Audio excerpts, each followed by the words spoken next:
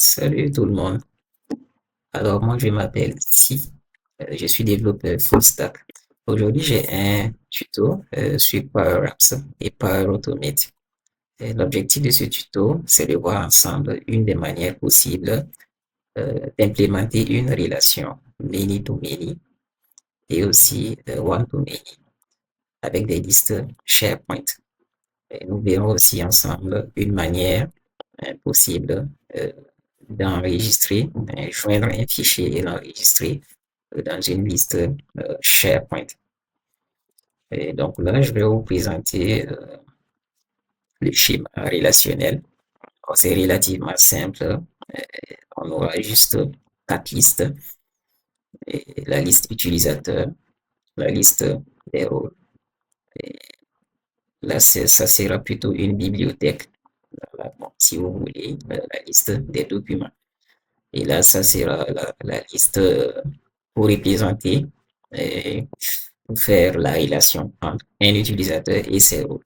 Donc là, la lecture qu'on en fait, c'est un utilisateur a un ou plusieurs rôles. Un rôle est assigné à 0 ou plusieurs utilisateurs.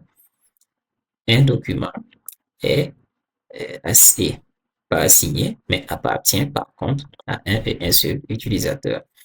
Et un utilisateur peut avoir 0 ou plusieurs documents. Donc voilà, c'est vraiment simple, juste 4 listes. Et là, je vais faire une petite démo.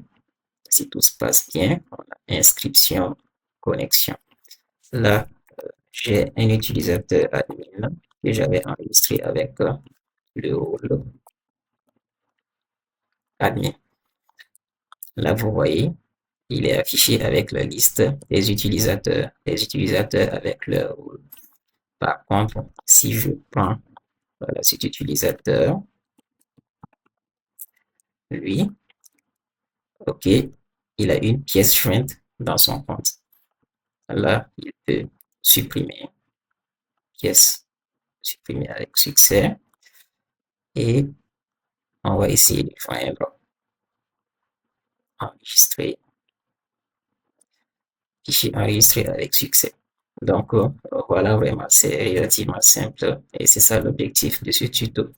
Et là, si on vient, on doit avoir le fichier.